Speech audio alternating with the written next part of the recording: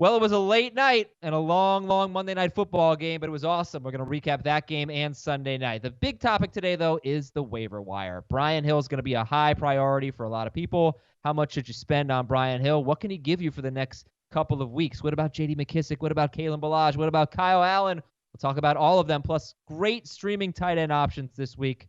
Let's do it. Fantasy Football Today starts right now.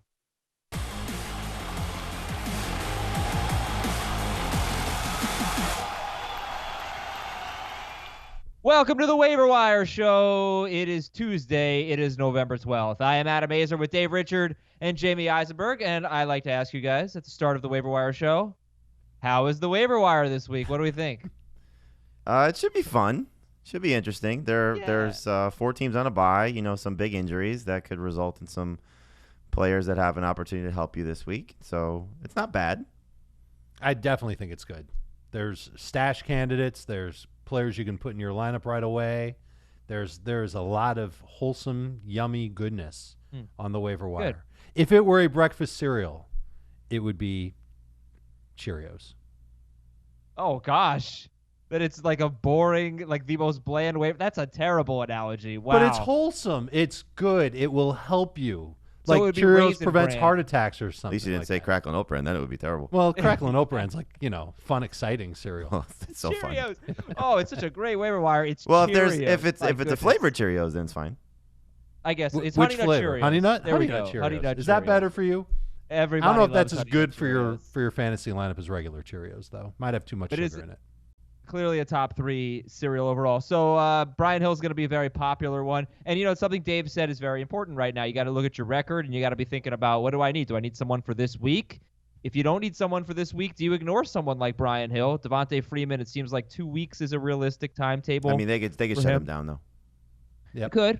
So does that mean Brian Hill is a must-add basically across all leagues? I always look at it this way. Like, if I have the opportunity to pick up somebody who can be serviceable, not just for me, but for somebody else, I don't want somebody else to get them. Now, is he that guy? I don't necessarily think so, but he's got the chance to start this week in a good matchup against the Panthers. So I would rather not have somebody beat me with that guy. If he were a cereal, I was going to say grape nuts, but no one likes grape nuts.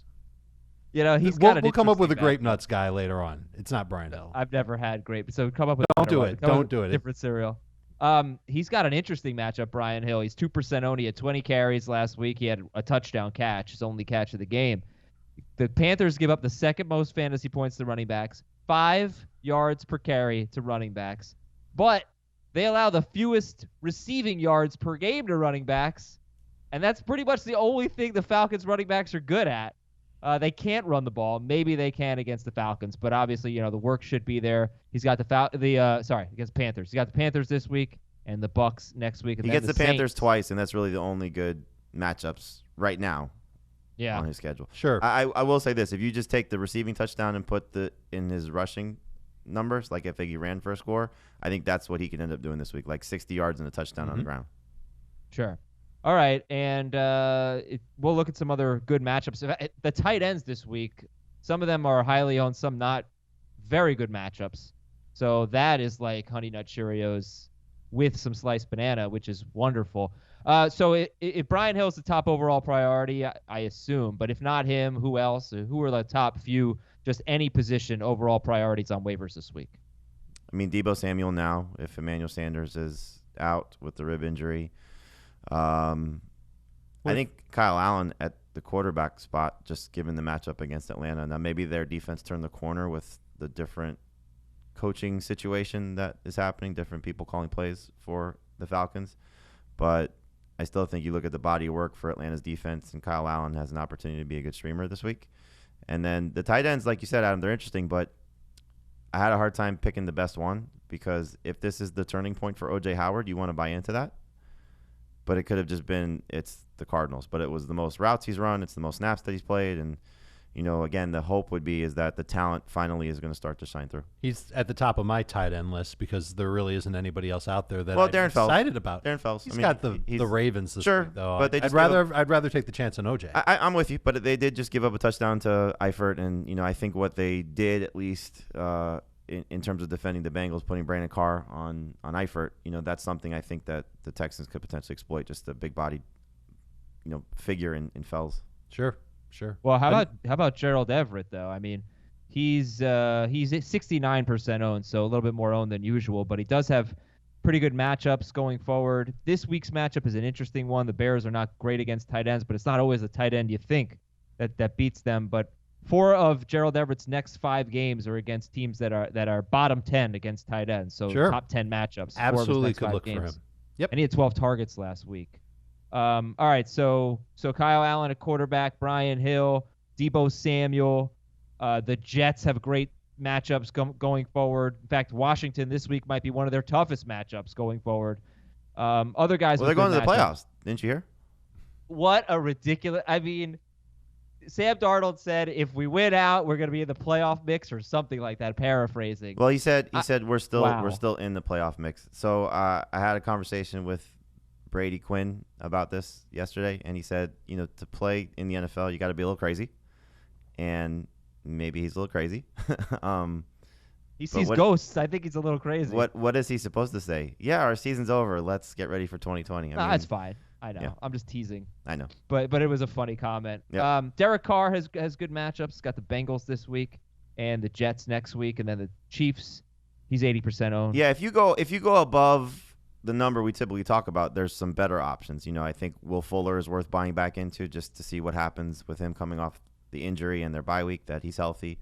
Now Josh Gordon, if Tyler Lockett's injury is serious, maybe he, helps the Seahawks passing game. He's certainly worth buying into, even though they're on a bye. Jacob Hollister, even with the Seahawks on a bye, is clearly stepped up his game the last 2 weeks, and they've been searching for a Will Dissly replacement. So there are guys that are either available to you that you may not have to play this week, or that are above the number that we talk about. And then I got to say J.D. McKissic, because the Cowboys actually gave up the 4th most receiving yards per game to running backs, and he had 6 catches last week, and he could get some big work. We'll see for the Lions. Deebo Samuel, we mentioned, is a good matchup. Do you remember what the Cowboys were prior to last week in terms of receiving yards per game allowed? Yeah, I don't, because that was a big game from Dalvin Cook. Yep. Yeah, it's 2 games in a row. Barkley had that big catch. Cook had a big game. And here comes J.D. McKissic. That's the grape nuts. That's the grape nuts of the waiver wire. He'll have 6 for 19. It'll be a great game. The Raiders DST has 2 good matchups in a row, the Bengals and the Jets, and then all those tight ends that we'll talk about in a little bit. All right. So, by the way, great game last night. That was fun. Yes. Woo. It was long. Great game or fun game? I think it was a great game. Because it was really sloppy. That's what made it great. I think it was fun. I don't know if I'd categorize it great. I mean, that's fair. Yeah, the fumbles. It was great defense. Did you enjoy yourself watching the That's what I'm saying. It was fun. But I don't think it was I wouldn't say these are 2 great performances going back and forth. Well, obviously not. That's true. It was a entertaining game, and it was certainly enjoyable to watch. But to say, like ESPN was calling it a classic, I don't think that's a classic game. No. But it was okay. It was enjoyable. Yeah, no, it was fun. It was enjoyable unless you had Emmanuel Sanders. You watch it this morning? I watched this morning. Yeah, did you? Adam, it was great unless it was Emmanuel Sanders and you needed 5 points to win your game this week. Yeah, right. No, I stayed up and watched. I did fall asleep at one point, but I had it recording, so I was able to rewind. And I actually fell asleep 4 times in the 4th quarter and overtime, but I kept hitting rewind, and I finished at midnight, not long after it actually finished, maybe 12:15. But it was late. It was a late night and a long game. Even before, I feel like it was long even before regulation ended. Games are getting really long. This is a long games this week were crazy long. Anyway, yeah, I had to do a post game hit for HQ, and I guess I was just delirious. I started talking about the 49ers running game situation and their matchup this week, and apparently I think they're playing the Bears, because I went into this whole explanation about why the Bears run defense is not good, and then I got off the air and I was like, what the hell did I just say? Oh my gosh. Oh wow. Sorry I missed that. They're facing the Cardinals. Oh, yeah, no. And I had just got finished saying about Garoppolo facing the Cardinals again and Deebo Samuel stepping up in place of Sanders. So it was fun. No. Okay, so you're right, because I saw something in the post-game notes. The passing game is facing the Cardinals. The running backs are facing the Bears this week. It's flex scheduling. Emmanuel Sanders left with injured ribs. Tyler Lockett had swelling in his leg, had to go to the hospital. He was sitting on the bench. Like, why didn't they go immediately to the hospital? But, yeah, so Lockett, they got a bye. Hopefully he's back after the bye. Matt Breida left with an ankle injury. Yeah, it is scary. But they seem sort of optimistic on Lockett. Breida, we know his deal. You heard it from Dr. Chow. He's a cyborg. He always beats expectations. But Mostert could be someone we're looking at on waivers. James Conner is going to play this week, reportedly, and they're at Cleveland on Thursday. Devontae Freeman could miss about 2 weeks with that foot sprain. Austin Hooper sprained MCL. So if anybody was thinking about dropping Calvin Ridley, because I know people are frustrated, do you have to hold on to Calvin Ridley with Hooper out? Yeah. Okay. Yeah, you don't drop Calvin Ridley. And Gage becomes more interesting too. Well, there are more targets to go around. Saquon Barkley's playing hurt. We know that. Wayne Gallman's 14% owned. They're going into their bye. Cliff Kingsbury said David Johnson is still fighting through injuries and that he sat him. Yeah, and after the fumble, they felt better with Kenyon Drake, and they just let Kenyon Drake go. So way more explosiveness and agility with Drake. I ranked Drake ahead of David Johnson this week. Yeah, we talked about this on the show yesterday that Heath and I both are also. Yeah. They're at San Francisco. Are either of them like top 20 running backs? Drake is. I think PPR. Drake made the cut, yeah. Definitely in PPR. All right, Le'Veon Bell hurt his ribs. He expects to play. Ty Johnson evaluated for a concussion. We're going to say something? We're gonna have Le'Veon Bell on our video show at noon. Okay. Well, so I'll ask him for you. His ribs. Thank you.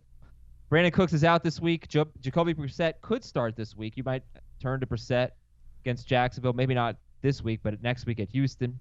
Matthew Stafford day-to-day. We don't know. Dr. Chow is optimistic about Matthew Stafford. Ryan Fitzpatrick. I saw week to week. Yeah, during the halftime last night, Schefter said probably multiple weeks.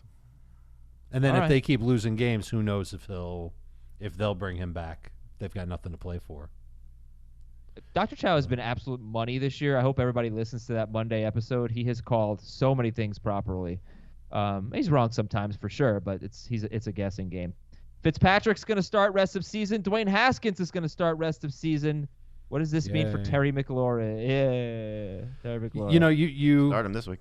You see that the Jets have allowed 10 touchdowns to wide receivers over their last 3 games, and you think to yourself, "Oh, Terry McLaurin's a can't miss." And then you see that Dwayne Haskins has attempted 5 deep passes all year. That's it, just 5. 3 were intercepted. He's a check down machine. If it's a little risky to go with McLaurin, I think he can possibly break away for a score, but he's probably closer to a high-end flex than a number 2 receiver for me. Yeah, I'm a little bit more optimistic. I think coming off their bye week, I'm sure they have some plays in there, some shot plays to him. You know, hopefully their rapport from college sort of starts to carry over a little bit to the NFL. So this is the week, I think, to trust McLaurin. I haven't been very high on him the last month or so, but this is a week to buy back in. Yeah, if he doesn't do well this week and you were thinking about trading McLaurin, his value is going to go in the tank. You're not going to get anything for him. He'll be I cut. tried to trade him in our podcast Did league. you trade for him?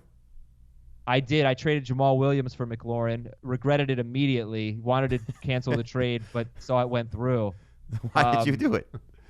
I don't. I honestly don't know. I don't know why I did it. I clicked accept, and then I was like, look, it could be a good trade. I mean, Jamal Williams wasn't getting a ton of work. But if Aaron Jones gets hurt, it's going to be an awful trade. But I tried to trade McLaurin for Drew Brees in the podcast league, and the Drew Brees owner said no, not with Haskins starting rest of season. So I don't know. This might be, if you want to trade him and you don't need him this week, this might be the time to do it. People are going, ooh, that juicy Jets matchup, maybe he is good this week. That's fine. But if you want to get rid of him, the only thing I'll say is if he comes out and if he's good and if they worked on things in the bye week and if, Haskins finds him, does better, he's got the Eagles and the Giants in weeks 15 and 16. So that could be good for McLovin. A.J. Green is day-to-day. Will Fuller did practice. He looks like he's going to play this week, hopefully. Patrick Peterson could play this week, whereas Marshawn Lattimore is week-to-week with a hamstring injury. And Chris Herndon, we hardly knew ye, will miss multiple weeks with injured ribs. Might not play again this season. Chris Herndon. Okay. I totally understand. Game time. I understand if you want to throw a shoe at us because of how bad Chris Herndon turned out to be. Who throws a shoe? Honestly. It's game time, and it's Tully time. It's time for our top editions presented by TULLAMORE. Players you should pick up off the waiver wire to help make your game time better. Top priorities at quarterback. Jamie, you said Kyle Allen against the Falcons. Who else? Nick Foles is worth adding. I don't like him this week with the matchup against the Colts because they just don't give up a lot of fantasy production. But he does get Tampa Bay in Week 13, Oakland in Week 15, Atlanta in Week 16. So if you're just looking ahead, he's not a bad option. Sam Darnold, obviously the schedule has the chance to be favorable. Will he take advantage of it? That's something to keep an eye on. Mason Rudolph, same thing. Good schedule coming up. Gets Cleveland twice in the next 3 weeks, including Thursday. They've given up 4 straight games of 20 or more fantasy points. And he should be in that 17 to 20 range. So he's a low-end starting option this week as well. And then I think it's 5 guys, not the restaurant, but quarterbacks, 4 of them in a group of a poop sandwich of Finley, Haskins, Driscoll, and Brandon Allen. That if you're desperate, at least 3 of them have favorable matchups this week in terms of Finley, Haskins, and if you want to say Allen, you can. Finley gets the Raiders. They're second in terms of fantasy points allowed to opposing quarterbacks. Haskins gets the Jets. We know the last 3 games for them have been miserable. And then Allen gets the Vikings. 3 of the last 5, they've given up at least 22 or more fantasy points, 24 fantasy points or more to opposing quarterbacks. But they're clearly all risky. And then Driscoll I don't know if you want to trust him against the Cowboys. But if you're stuck, they're desperate plays. It's not a good week for streaming quarterbacks, is it? There's literally one good quarterback in Allen and one okay, I guess, quarterback in Darnold. Yeah, but Kyle Allen scored 3 fantasy points at Houston. He scored 21 at Tampa Bay, which is you'll take that from a streamer. Sure. I think the Falcons are going to score on them, so I think this is going to be a game that could be back and forth. And I thought he played well against the Packers. He didn't have a great fantasy game, but I thought he played well against the Packers. He's playing better. No question. He's playing better. He's getting Curtis Samuel more involved. You got Greg Olsen more involved. And it should be another pretty good matchup for Olsen. So, I understand. He looks good. Daniel Jones is on bye this week, and I don't know how much you're going to want him for the next couple of weeks, but we talked about this on the show yesterday with Will and Chris. He's got Philadelphia, Miami, and Washington in the fantasy playoffs. That's Daniel Jones. So if you're looking to stash someone, there's some big upside there. Philadelphia, Miami, and Washington in weeks 14 through 16. And I'll throw out some more names a little bit later. Dave, who are our top running back priorities? Brian Hill is number 1 with a bullet. He has a chance to be a 15-plus touch running back in Atlanta. He looked okay last week when he filled in for Devontae Freeman, and you saw that he scored. I think he's number 1. I think Derrius Guice is number 2. I think he's probably a little bit more of a stash running back than somebody that you're going to just put right in the lineups right away, but there's good upside there, and the Washington Redskins are a team that wants to run the football quite a bit, and when you watch Dwayne Haskins play, you kind of understand why. After that, I've got J.D. McKissic third.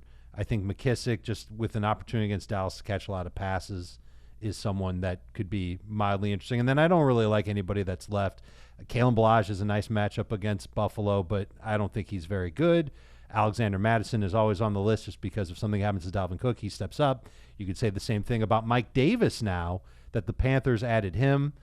Tony Pollard in Dallas is another one. And Wayne Gallman is another one. It looks like Saquon Barkley is going to be okay and won't miss any games. He doesn't play this week. But deep leagues, Wayne Gallman could be somebody to stash in case Saquon does suffer another significant injury and Gallman gets that easy schedule late in the year. Which reminds me, we have a Facebook contest I want to talk about. If you want a T-shirt this week, you go to our Facebook group, Fantasy Football Today, and the contest this week is who is going to be a league winner. And I think Wayne Gallman could be that because you could certainly see the Giants playing it safe with Saquon Barkley in the final couple of games of the season or something. And I think the same thing with maybe Bilal Powell, although, it might be more of a split with the Jets, whereas Gallman would get big work, as we've seen if Saquon Barkley's out. Why would Bilal Powell play for a playoff team? He could be their best running back, as we've seen. Who else do you guys think could be league winners? I want to stick with the Giants, if I could suggest a league winner. Yeah. What about Golden Tate? We don't know when Sterling Shepard's going to be back. Well, I mean, like a waiver wire league. Oh, Darius Slayton, okay. for sure. All right, then Darius Slayton would be the waiver wire. I mean, I know I was saying it all last week that I thought he would play well. He certainly exceeded my expectations. But when they have these favorable matchups, we've seen it now. Detroit, he scored twice. The Jets, he scored twice. He's somebody that, for what it's worth, and Pete Prisco said by the end of the season, he could be their best receiver, better than Tate, just because of his downfield ability. So he's absolutely worth stashing for sure. I think Jacob Hollister is another one, just in terms of, you want to talk about league winners. At a thin position, we saw Will Dissly play great earlier this year. We've seen now Hollister multiple touchdowns in the last 2 weeks. So with if Tyler Lockett's banged up, I think you should pick up Hollister even on a bye. Yeah. And the other thing I wanted to promote, by the way, is our Apple Podcasts mailbag. Apple Podcasts, you leave us your comment on Apple Podcasts. Leave us a nice review, please. Give us 5 stars. Tell your friends about the show. We're going to read some tomorrow and on Saturday, as always. And we really appreciate it. It's so helpful for us, and it's very nice of you all to do it. And by the way, I know this is a quick little aside here, but off-season episodes, for those of you that stop listening, don't stop listening. We're going to come at you with at least 2 a week. We've got big plans for the off-season. We don't go away. We follow you into your life throughout the entire year, into your homes, at work. We are always with you. So make sure you listen to our off-season episodes. We got 7 weeks before that comes into play. All right, top wide receiver. So Brian Hill, Derrius Guice, J.D. McKissic, Kalen Ballage. By the way, if you see Adrian Peterson and Derrius Guice on your waiver wire, who are you picking up? Guice. Depends what you need. If you need somebody for this week, it's Peterson. If you need somebody long-term, it's Guice. Okay. Lord and help Ballage, you if you need somebody for this week off the waiver wire and you're going with AP or Guice. Why? I mean, Can't imagine. Peterson has been He has been. very solid. He has been. But I don't feel good starting either of those guys. Well, if guys were out, I mean, Peterson's been like 76 yards or something 4 games in a row. He's had over passes. 80 total yards in all 4 games with Bill Callahan, and so Right. And he's got. I'll go back to the same thing I said about him for the matchup against Buffalo. He was coming off a game with fresh legs because he played Thursday the week before, and I thought he'd play well. He had 100 yards at half. So they're running the ball very well. No matter who the quarterback has been, the lack of receivers, he's having another year where he's. You want to write him off, and I understand that, but he just continues to be successful. And so the reports are that he's not going to lose his starting job. It's just a matter of how many touches he's going to lose to Guice now. And Guice could be the Chris Thompson replacement if Thompson's not back. We also have to, consider the Jets, who right now have the basically best run defense in football, or at least one of them. Not sure I buy it. They faced the Dolphins. Was it the Dolphins? And the Giants with a banged-up Barkley the last couple weeks, and 3 offensive linemen out for the Giants for most of that game. So I don't know if I buy it, but they since the Leonard Williams trade but they have been great. Okay, anyway, wide receiver priorities. Jamie, who do we got? Well, it's Samuel now. We'll find out exactly the extent of the injury for Emmanuel Sanders. But if Deebo Samuel is going to be the number 1 guy against the Cardinals, you buy into that as at least the number 3 receiver. He had his first 100-yard game. It was fun to watch him perform, and he's been playing well. Just hasn't had the uptick in targets, but if they're going to give him 7+ targets, that's a nice situation to look at. I'll take a chance on Dede Westbrook, just with the pairing of Foles and Westbrook like we thought at the beginning of the season. I have Philip Dorsett ranked ahead of Westbrook for this week, but I think long-term, just given the scenario of how each team is going to use their respective guys, I think Westbrook probably has a higher ceiling if he's healthy. But you could take a look at Dorsett if you need somebody for a 1-week situation. Beasley's been, has a nice floor. His ceiling doesn't typically get very high, but he's had a touchdown or I think 70 yards receiving in almost every game this season for the most part. His PPR numbers have been right around 10 to 15 on a week-to-week basis. And then I think you look at Darius Slayton as somebody to pick up and stash. Same thing with A.J. Brown. Both guys have good opportunities to help you. I know Brown was disappointing last week, but I still think if Corey Davis is going to miss some time, then that's a good situation for A.J. Brown to have some success for you down the road. I got to be honest with you. I don't love the wide receivers. I feel like all of them have such a huge downside. Like Deebo Samuel, I think, look, if Kittle doesn't play and Sanders doesn't play, then that'd be awesome. But though it's 2 games in a row with 7 or more targets for him, so that's really good. He had 4 catches for 40 yards at Arizona 2 weeks ago. Westbrook, the Colts are not they're an okay matchup. I don't know, but I don't know if he's a starter this week. But a lot of these guys are more stashed than start. Right. To be honest with you, the only 2 that I would feel comfortable starting would be Samuel and Dorsett. And Dorsett is just a number 3 receiver. Hopefully you can find Crowder, Fuller, Christian Kirk, somebody like that, maybe McLaurin on your waiver wire. They're not all going to be available, but maybe one of them or 2 of them happen to slip through. So it's Deebo Samuel and Dede Westbrook and Philip Dorsett and Cole Beasley, Darius Slayton and A.J. Brown being more stashes. I don't think we said Hunter Renfrow, but he's been coming on He's lately. like a PPR low-end starter. Yeah. And Russell Gage had 5 targets last week. He didn't have a good game, but really the Falcons didn't have that good He was their game. leading receiver in terms of receptions. Oh, wow. 4 catches. Okay. Yeah, and that was after 7 catches the week before, so he's 1% owned. Tight ends, Dave. There really are a lot of them with good matchups. Now, many of those tight ends with good matchups are owned in a lot of leagues like Greg Olson and Eric Ebron and Jack Doyle and Gerald Everett and Jason Witten and even TJ Hawkinson. But, but some of them could be available. But who are you looking at tight end this week? Yeah, we're overlooking those guys that are pretty highly owned. I think O.J. Howard is worth it. I think just the opportunity that he had last week and the chance for him to stay involved in this offense. And, yeah, you saw him and Ronald Jones get more work in the passing game. So that tells me that they're trying to get something going in Tampa Bay to take some pressure off of Mike Evans and Chris Godwin. Not that we like that for fantasy purposes. We want those guys to get mega targets, but it makes sense for the Bucs to do that. And, yeah, he's got the Saints this week. It's not an easy matchup, but I think you try and buy back in. It's easy to buy back into O.J. Howard now when he's on the waiver wire versus drafting him in round 5 and thinking that he's going to be this amazing tight end, and then he wasn't for the first half of the season. Darren Fells is number 2 for me just because of his involvement in Houston's offense.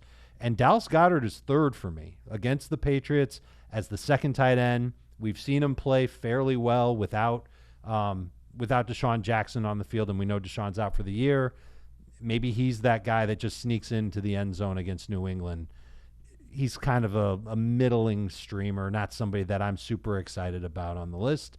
And then Jacob Hollister should also be on the list. If you're streaming, you can't use him this week. He's got Philadelphia the week after that. At least 6 targets in 3 of his last 4 games, 3 touchdowns in his last 2 games.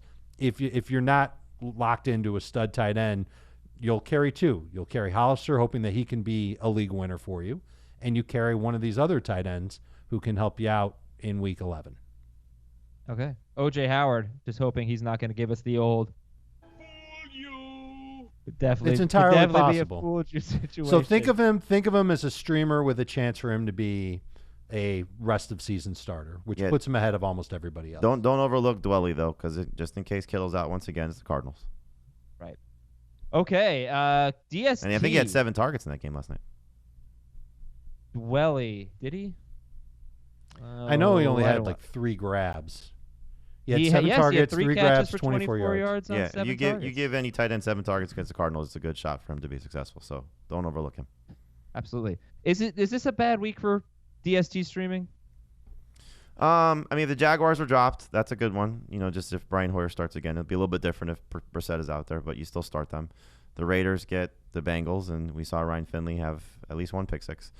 And you look at the Jets, again, while I think McLaurin may have a shot and Haskins should look the best that he's looked so far, it's still an inexperienced quarterback that has struggled. And so the Jets defense, not great, but Jamal Adams wrecked Daniel Jones and the Giants by himself, essentially, in Week 10. He could potentially do the same thing in Week 11.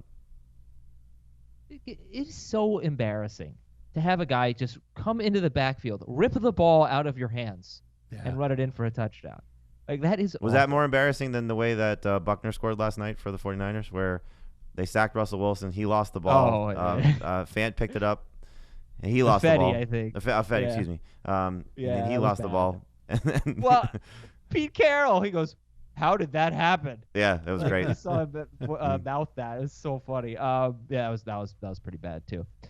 Okay, so I'm thinking about your favorite DST would be who? Would it be the Jets or the Raiders? Or who would your favorite DST be? I'll take Raiders? the Raiders. Yeah, I like the Raiders too. Okay. It's Finley. You're playing against the quarterback there. So would you start them over the Ravens against Houston? Yes. Yeah. Would you start them over No, you'd start the Saints against the Bucs over the Ravens, right? Nope. Yeah, I would. No? I'll take the Raiders. Yeah. Well, the Ravens, the Bucs don't turn the ball over. Jameis is guaranteed for 2. No Marshawn Lattimore. That's true. For the Saints. Yeah, they also just got embarrassed. I think that pass rush is going to be a problem for Jameis. What do we talk about with the Saints defense when they're on the road? That they're not quite as good, not quite as dominant. Not this year. Look, I like them. I like them as a top 10 DST. I'll take a defense playing against the Bengals instead. Okay, great. But, you know what? We're going to get into the games now. 49ers DST. I actually don't know what they finished with, but they played great. They had the touchdown. They must have had a big game. But they really look good. They were hurt by short fields. They gave up some points because of that. But all right, let's get into the games. Minnesota 28 and Dallas 24 on Sunday night. Some very interesting play calling down the stretch there for the Cowboys. Might have cost them the game, but this was a fun one. Major takeaways from Minnesota 28, Dallas 24. I think that Kirk Cousins deserves more credit than we give him on a week-to-week basis. He played well. He did well without Adam Thielen in there, and this is going to be an interesting test for his fantasy production because Denver does not give up a lot of fantasy points to opposing quarterbacks. So trust him if you will in that matchup. But I think Cousins, he sort of has gotten rid of some of the demons that have haunted him in the past. Primetime game, road game, team with a winning record, and and no Adam Thielen. He played well, without Thielen. On 2 touchdowns early on. Could he have a game like that against in Week 11? He could. 20 points. 20 points. He could. Wasn't Right. great. He'd be, I think, the third or fourth quarterback to do that against the Broncos this year? I think it's a Dalvin Cook game. I don't know how many He games was, there are Dalvin Cook games, but I think for Minnesota, it's a Dalvin Cook game. He had 22 points, because he had a 2-point conversion. He finished as QB9 this week, Kirk Cousins. Pretty good.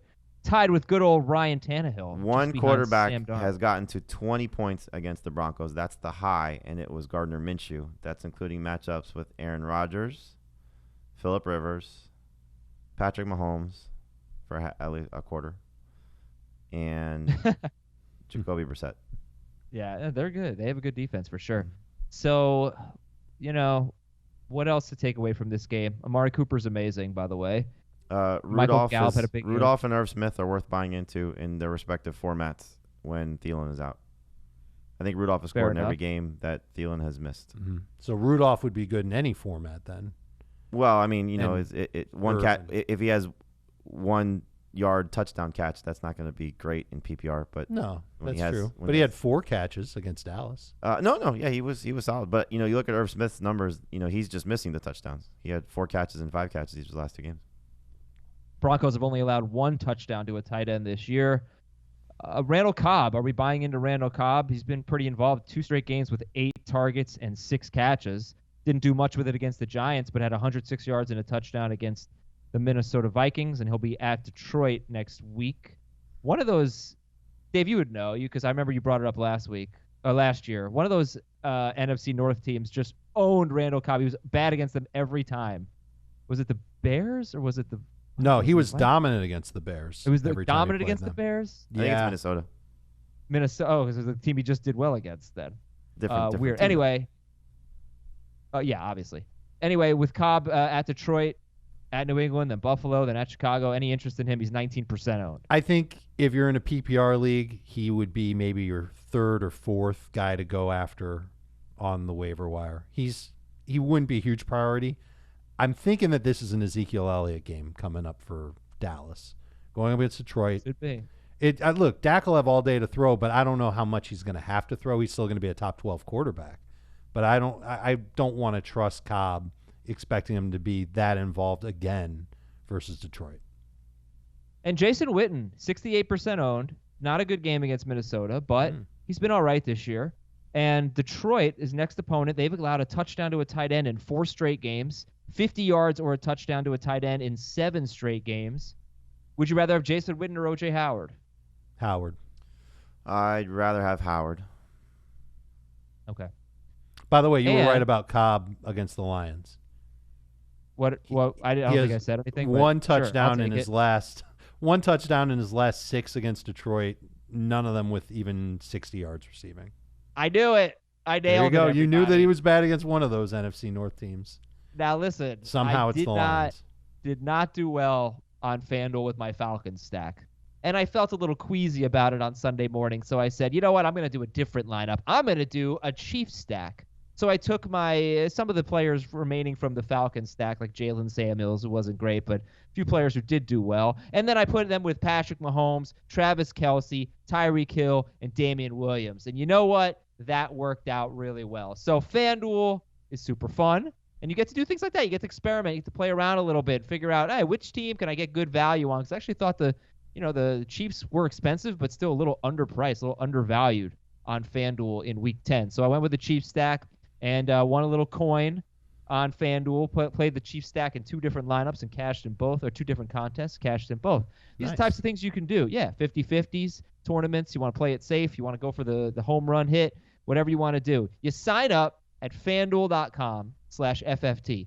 FanDuel.com/FFT. You make a deposit of $20 and you get $20 right back. $5 per week for 4 weeks. Use that those $5 in any type of contest you want, or you can do 20 contests of $1 each. Whatever you want to do, there are so many different games, so many different ways to win money on FanDuel. So again, go to FanDuel.com/FFT. Sign up now, make a $20 deposit, get $5 in site credit every week for 4 weeks at FanDuel.com/FFT. Kicker. We didn't talk about kickers and IDP. You want to just throw out some real quick kicker names? Sure. Josh Lambo, 31% owned. Dan Bailey, 39% owned. Lambo gets the Colts. Bailey gets the Broncos. Both teams give up fantasy production to opposing kickers. And then Mike Badgley against the Chiefs. They also give up good production to kickers. He's 45% owned. I'll get back to IDPs a little later, Adam. I don't have them ready yet. Matt Ioannidis. He's been really good. He is facing the Jets this week, and he's a defensive lineman. Those are not easy to come by. 20% owned. And he was on a bye, so I imagine pretty available, Matt Ioannidis. And, let's see if there's anyone else. Trey Flowers for Detroit's been very good. He's 42% owned. He's on a little bit of a sack streak. Those are kind of tough to chase, but he does get after it a little bit. You know what? I'm going to avoid him, though, because he's facing Dallas. That's a bad matchup. All right, we'll try to get you some more IDPs in a little bit. San Francisco and Seattle go to overtime, and Seattle wins 27-24. And Russell Wilson now, I mean, this to me is Russell Wilson. 5 games with 30 or more fantasy points. 5 games with 15 to 19 fantasy points. And I was surprised he was only 78% started. And I know it was a tough matchup, but that usually just doesn't matter for Russell Wilson. It's about pass attempts, and he threw 34 of them and only came away with 18 fantasy points. So fairly surprising there. The bad interception at the end cost him 20 points. Yeah, yep. You're right. You know, if that's a touchdown, then he has a pretty big game. Well, forget about that, just if it's not picked off. Yeah, then he's at 20. But if that's a touchdown, he's at 26. Sure. Yeah, that's a big game. So he's going into a bye, whatever. He's Russell Wilson. Anything here? Like, I think big takeaway from the Seahawks is that Josh Gordon did not take DK Metcalf off the field. Metcalf had 10 targets. He had 6 catches for 70 yards. He almost had a touchdown and ended up being a fumble. I think he looks like just a rising star. But, he might Josh have Gordon, to be if Lockett's out. Yeah. Gordon didn't really screw with Metcalf, though. That's the good news, right? Nope. He only played like a third of the Seahawks snaps, something like that. Didn't start the game. Was behind a couple other jabronis at wide receiver. So it's a good first start for Josh Gordon, but not for fantasy. I think you got to be patient with him if you've got him stashed. What do you think about the 49ers offense right now? How many games are we going to see? The running game going against the Bears. Yeah. Like the running game is JK. It's tough to watch. And how many times are we going to talk about Garoppolo like having so many almost stats? He had 5 drops go against him. Kendrick Bourne killed him in this game. Yeah, Bourne he caught the touchdown, but he also was just an absolute nightmare. I think, now there's no Sanders and no the game kind of turned a little bit for him when Sanders went out. Big time. The offense just looked out of sync. And not having Kittle, I think, is not a fair basis of what he could be. So if he gets Kittle back and Sanders back, he's worth starting against the Cardinals, as we saw. He went for 4 touchdowns and 36 fantasy points. If he doesn't have both those guys, it's hard to trust him. So it's just a matter of, which personnel is going to be there for Garoppolo to help him. So they also got to get their run game going again. I mean, since that Panthers game, it's been a little bit of a struggle. So we'll see if maybe addition by subtraction, if they don't have Breida out there, do they give a little bit more work to Coleman and let him just get into a rhythm? Nope. So that's something to, maybe it's not going to happen. I wish it would, but it's not going to happen. I mean, it could. It could be, 15 carries, and that would be nice to see. Even if I told you that Breida was going to play next week, we don't know. He probably will. He's 95%, right? He's 95% owned. Is he worth owning for anything other than a Tevin Coleman injury situation? No, he could be a flex in a non-PPR. Especially against the Bears. Yeah, he gets the Cardinals next week, except the running game's facing the Bears, passing game, the rest of the team gets the Cardinals. All right, cool. So if any, some people will come up in the waiver wire. Yeah, his numbers, Garoppolo's numbers were really good before the Sanders injury, but I've pretty much seen enough. I don't think he's that good of a quarterback. I don't think he's that good. He was your guy too. Yeah. He was one of your huckleberries. Look, I'm not really the biggest Dak Prescott fan, but we saw Amari Cooper can really change a quarterback, and Emmanuel Sanders maybe will have that effect. It's unfair to judge him without Kittle. The last time we saw him with Sanders, he was awesome. I know, but I don't know. It just doesn't really. It's just doesn't do it for me. I don't know if we know who he is yet. Agreed. Because there have been all these crazy circumstances. He tears his ACL last year. He has touchdowns called back earlier this year. Now he's playing 3/4 of a game plus overtime without his top 2 targets.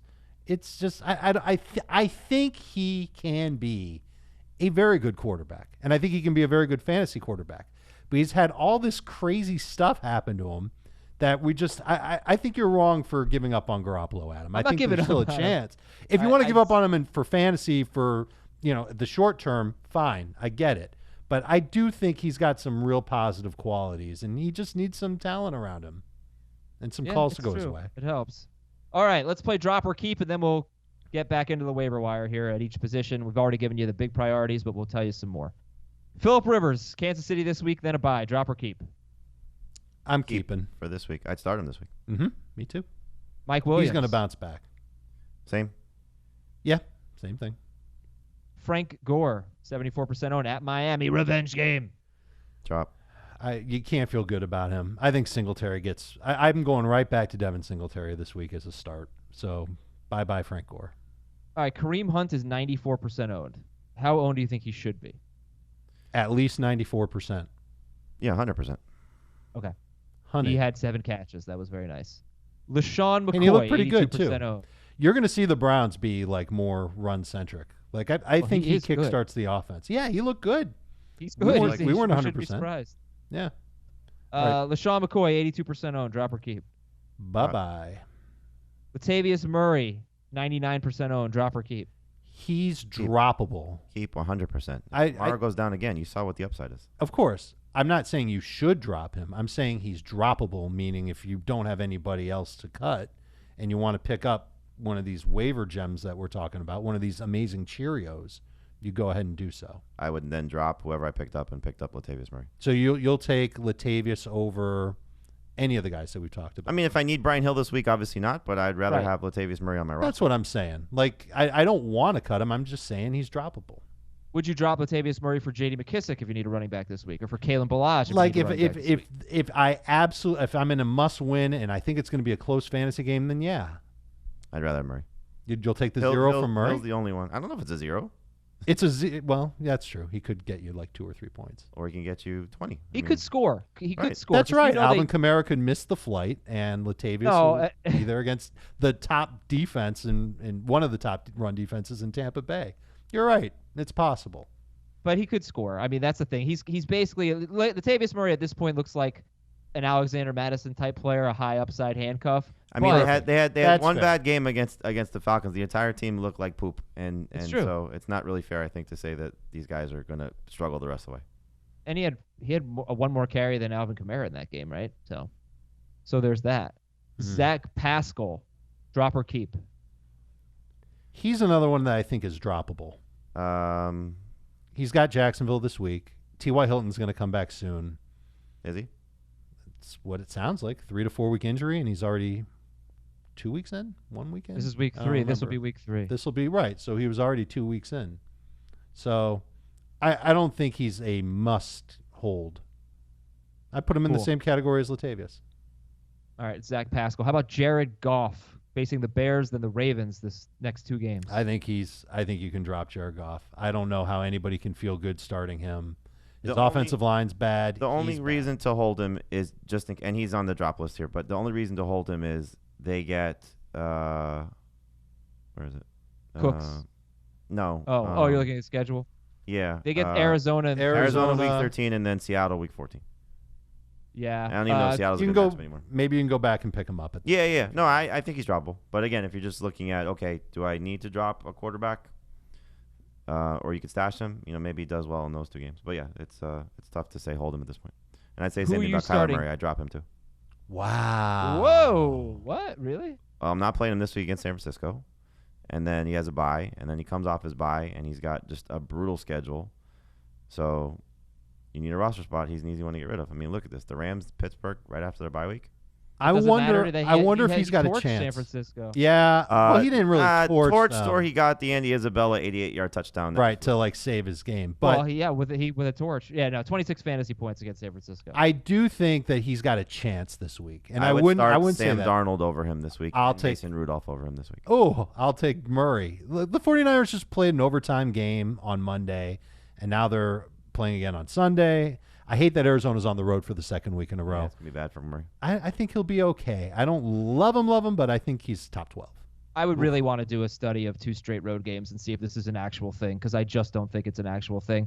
But actually, it's a good point about Kyler Murray. If you're not going to trust him this week, and then he has a bye, and then the Rams and the Steelers. There's no reason to hold him. That's fair. He's certainly droppable. Unless he's really emerging. If he's emerging and this offense is just awesome, which is possible. But okay. Well, I don't see know your if point. Christian Kirk getting 3 touchdowns every week is something we can count on. They played Tampa Bay. Maybe, they took great maybe he advantage runs of the for a matchup. touchdown. Maybe Kenyon Drake catches a touchdown, something like that. I think San Francisco is going to beat the snot out of him. I think he can get you 20 fantasy points. I actually think you're right. San Francisco's going to be pissed at the way they played against both the Cardinals and this last. Absolutely. So are you starting Kyle Allen over Jared Goff? Would you drop Goff for Allen? Absolutely. Yes. All right, cool. Jaylen Samuels, drop or keep? Keep. I almost think you have to lean toward keeping him at this point because we think that James Conner's going to be back. I'll tell you what, he's droppable in non-PPR if you don't have James Conner. Because let's face it, you're hoping that he catches a bunch of passes. All right, we're going to take a quick break here. When we come back, Waiver Wire. We'll get right into it and give you all the names you need to know right after this.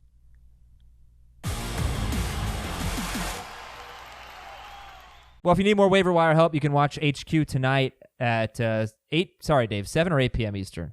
8 p.m. Eastern. 8 p.m. Eastern, CBS Sports HQ. Check it out. Heath and Dave will give you some waiver wire advice. Forgot to ask about Fab. How much for Brian Hill? What do you got left? I said 15% tops. Oh, you did? Okay, good. Yeah. I wrote it. I didn't say that on the show. If you were desperate for a running back, you wouldn't go higher than that for him? I just Or don't does think it he's that feel good. like you don't want to get burned like you did with Ty Johnson?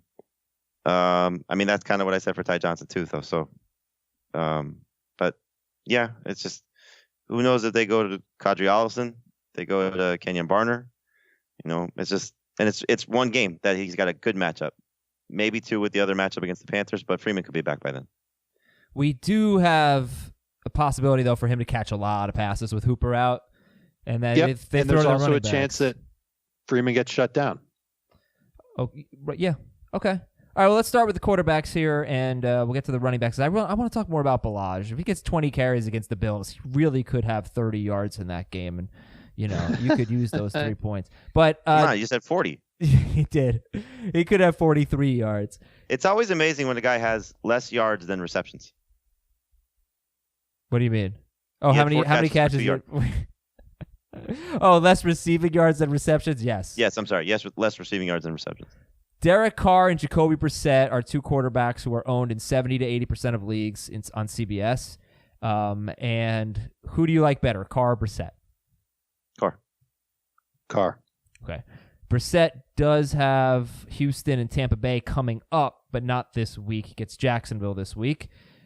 So if they're not available, Kyle Allen, what would you take, Jacoby Brissett or Kyle Allen? If they both play this week, I'll take Kyle Allen. Yeah, same. Okay, so we like Kyle Allen, but we like Carr more than Allen, right? Sure. Or no?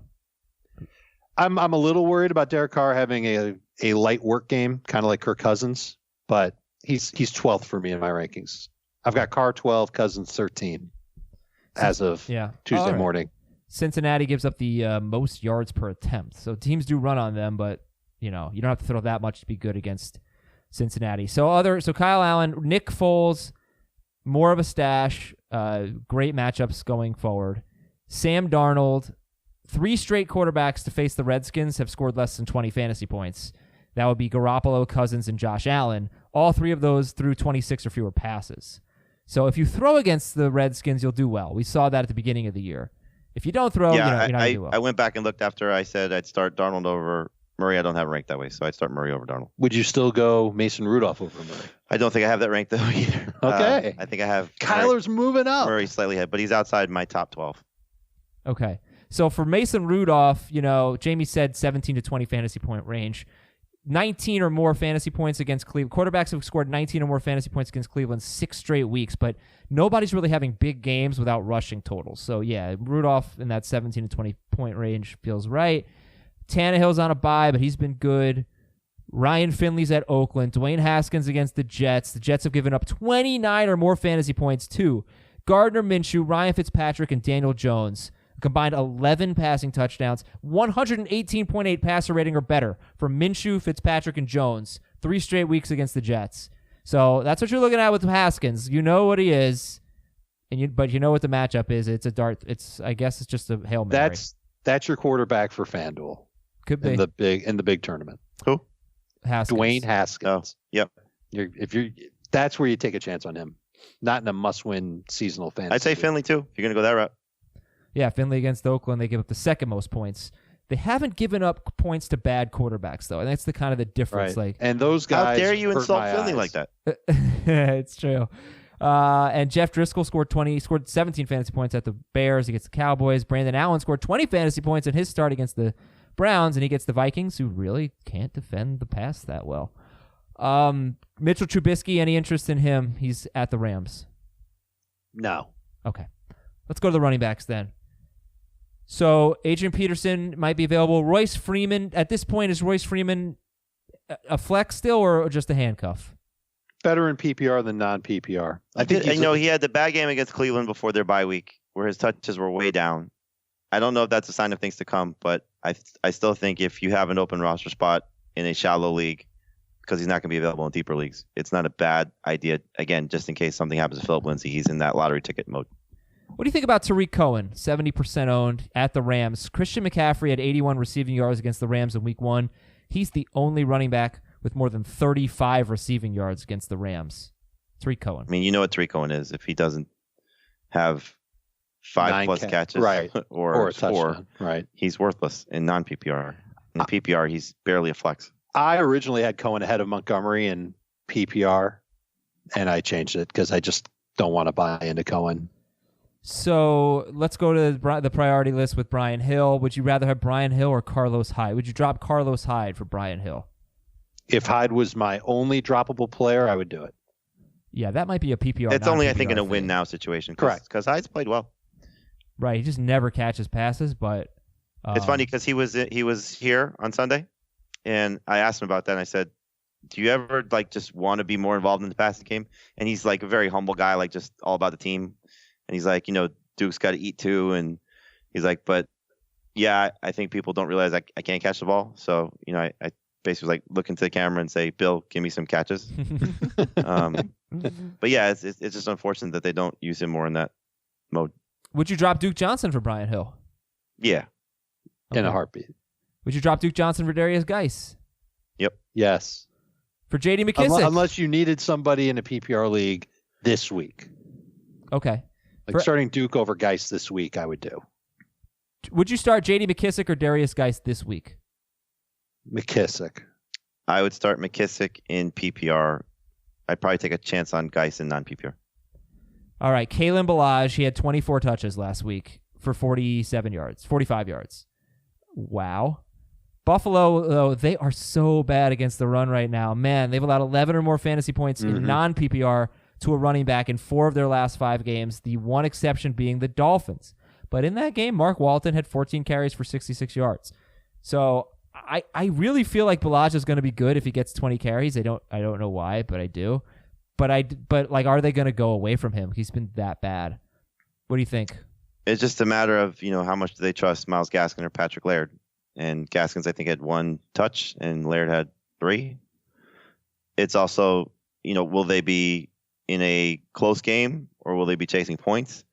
Now, he did score against Buffalo when he was the third guy in the first meeting, And so I could see him falling into the end zone, but it's not going to be pretty if he doesn't score. I wonder how much more time these coaches are going to give him when he's averaging 2 yards per carry.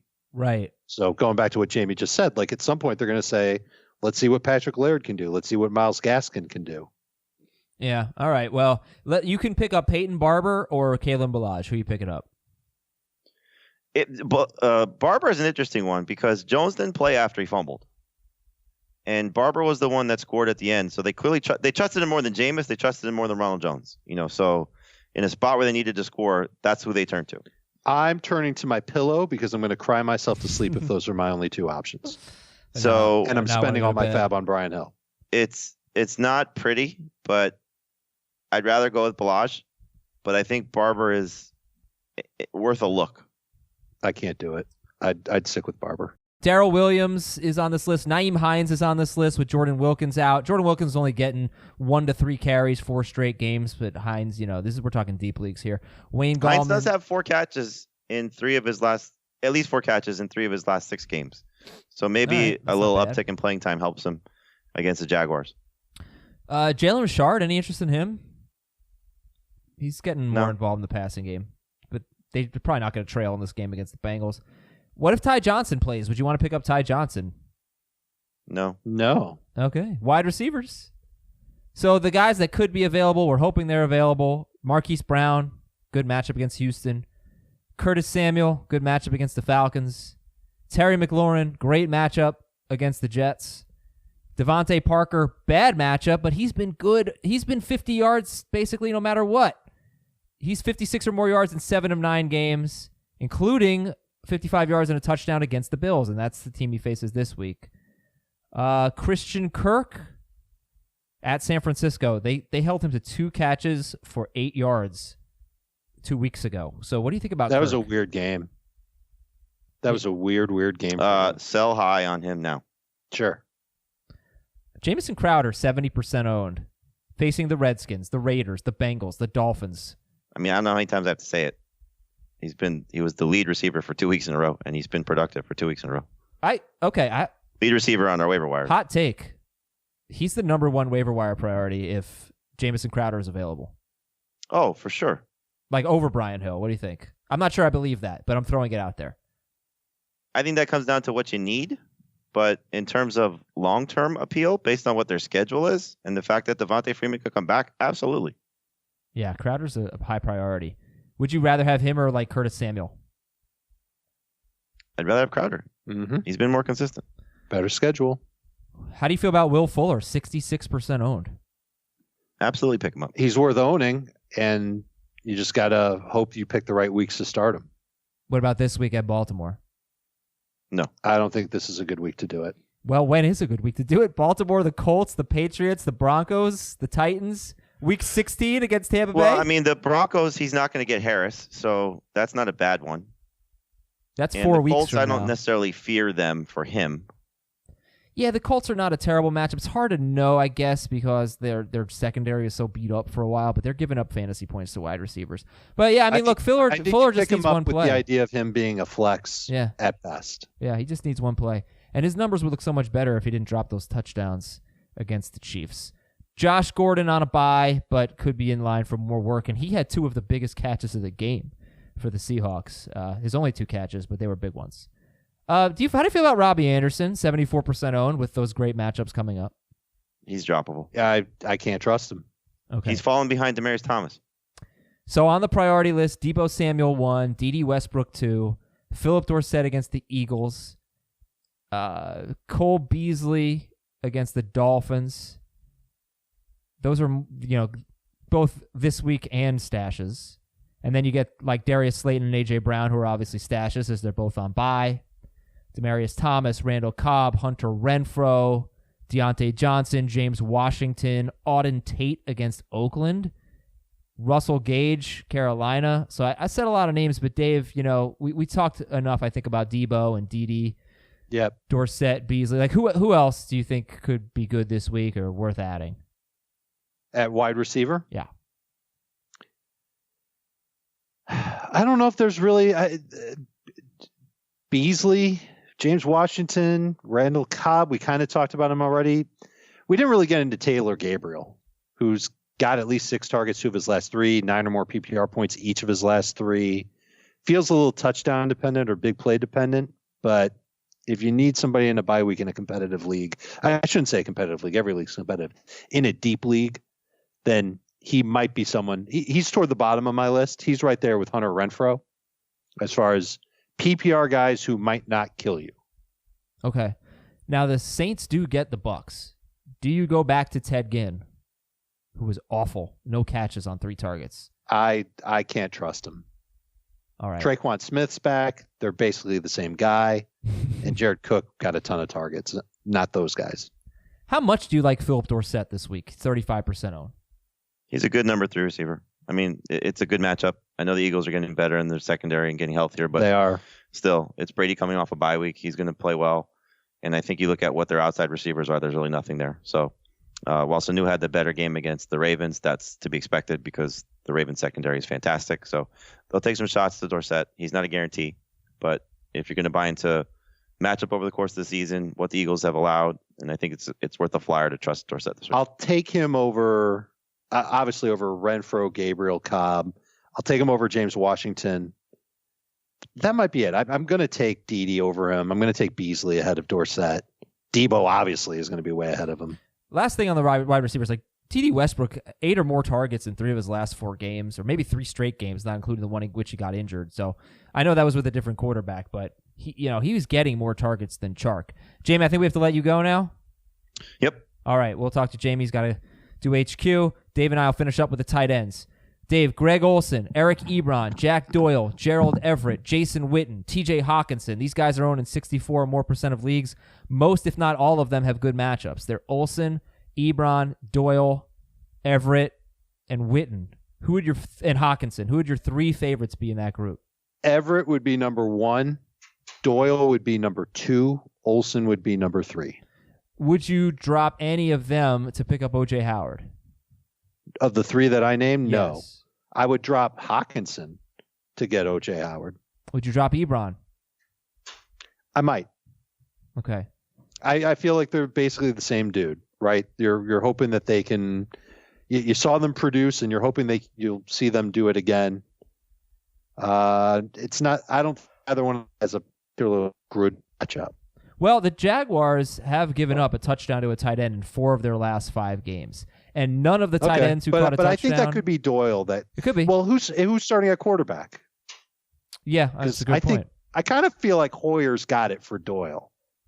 Well, Ebron did he have 12 targets? Am I seeing that right? He had 5 catches for 50-some-odd yards, but in the last 2 games with Hoyer, I don't have the number in front of me, but I'm thinking that Doyle has like 3 end zone targets from Hoyer. Okay. All right, Jed. All right, so O.J. Howard is the top guy owned in less than 64% of leagues. Darren Fells, look, he finds the end zone. He leads all tight ends in touchdowns, I think, or he did going into Sunday. I don't know if he still does. Ross Dwelley could get Arizona this week. Keep an eye on him. Jacob Hollister as a stash, 6% owned. He's been awesome the last 2 weeks. And Ryan Griffin, did we talk about him? He's at Washington. We did not. 7th most fantasy points to tight ends. Now that Herndon is hurt again, Ryan Griffin has a chance to be right back in that role that he had before with the Jets. And Sam Darnold was looking for him. He had a little touchdown streak going before last week's game, and now they're getting Washington. So he should probably be on the radar. I need to clarify something, though, because I think I said the wrong thing. I said that the Redskins go up the 7th most points. They give up the 7th fewest fantasy points, and they've done that despite facing the Eagles, the Niners, and the Giants. So they do appear to be good against tight ends. But Griffin's schedule is going to be amazing after this Redskins matchup. He had 11 or more PPR points in 3 of 4 games going into last week's game against the Giants. He only had 1 target in the game. Herndon was back. He also barely saw action in the game. We are, I think you can hope for Griffin to be a good streamer, preferably in PPR. But who do we pick up? Do we pick up Ryan Griffin 2 games or Kyle Rudolph? Griffin or Rudolph? I think I'll probably lean toward Griffin. Griffin, okay, so other guys. Nick Boyle, He's been more involved the last 2 games, and Houston's allowed 50 yards or a touchdown to a tight end in 4 of their last 5 games. It's like I said, I mean, it's just so many good matchups. Tyler Eifert has had 2 good games in a row. He gets Oakland. He gets Oakland. Thank you. So I'm not saying all these guys are going to be good, but you actually are going to have some decent matchups to pick at on waivers this week. And DSTs, the Jaguars, the Raiders, the Jets. If the Steelers happen to be available, they might be my number 1 waiver wire priority. They've got an unbelievable schedule. I think they have an elite defense. And I meant to trade the Patriots DST for the Steelers DST, but I can't do that anymore because I made a stupid transaction, and I don't want to talk about it. And that's it for the show. So you don't want IDPs? Oh, yeah, go ahead. So in addition to your guy, Ioannidis at defensive line, I think Jerron Reed has played well the last 2 weeks for Seattle. Now that he's back with the team. What? He's on a bye. I know. If you want to hold on to him, you can through the bye because defensive linemen are tough to come by. They are. Fred Warner has stepped up in place of Quan Alexander not being on the field for San Francisco. Oh, good call. I think he's a decent one. Atlanta's got Devondre Campbell, who's been putting up some good numbers lately. He's available in 2/3 of CBS leagues. And a couple of defensive backs. Eric Harris with the Raiders had a huge game last week against Phillip Rivers. He just had Rivers' number. But he's been playing well, and I think he's a big reason why this secondary has started to turn the corner a little bit, and he's out there in over 90% of leagues. Nick Needham of the Miami Dolphins has been putting up a lot of tackles lately. 9 tackles against the Jets, 6 against the Colts. He had a bunch of passes defensed against Indianapolis. He's available in 100% of leagues. So he's out there if you're looking for somebody at defensive back. If you need him. Aha. Mm-hmm. And then 2 other ones that are mildly interesting. Jamel Dean with Tampa Bay. He's been given a chance to play. Mike Hughes with the Vikings. He's been getting some tackles lately. Both those guys available in over 99% of CBS leagues. Well, I had fun today. Thank you, everybody. We will talk to you tomorrow. We're going to play some games tomorrow. Do the Feud or Jeopardy or something. It'll be fun. So until then, I'm Adam. He's Dave and Jamie. Nah.